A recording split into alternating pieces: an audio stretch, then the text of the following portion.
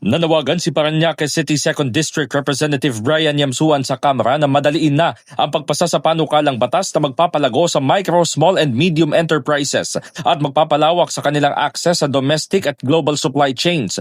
Batay sa House Bill 6599, bubuo ng National Supplier Development Program upang pagkalooban ng pondo at technical support ng MSMEs na magsisilbing supplier ng produkto at serbisyo sa malalaking domestic at global corporations. Ayon kay Yamsuan, matutulungan ng MSMEs palawakin ang kanilang market reach at kabuuang negosyo na nangangahulugang mas dadami ang magkakaroon ng trabaho.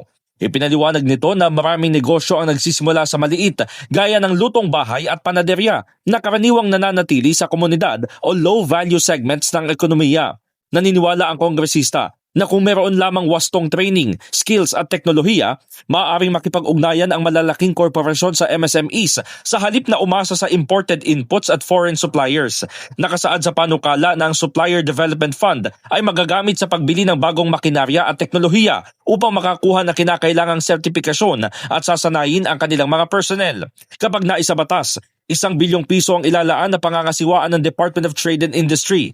Maaari ring tumulong ang programa na sagutin ang modernisasyon ng operasyon ng MSMEs, kabilang na ang quality control at production management.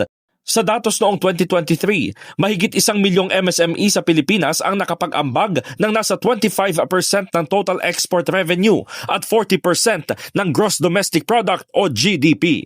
In the heart of changing lives, ako si Brigada Haji Caaminio ng 105.1 Brigada News FM Manila, The Music and News Authority.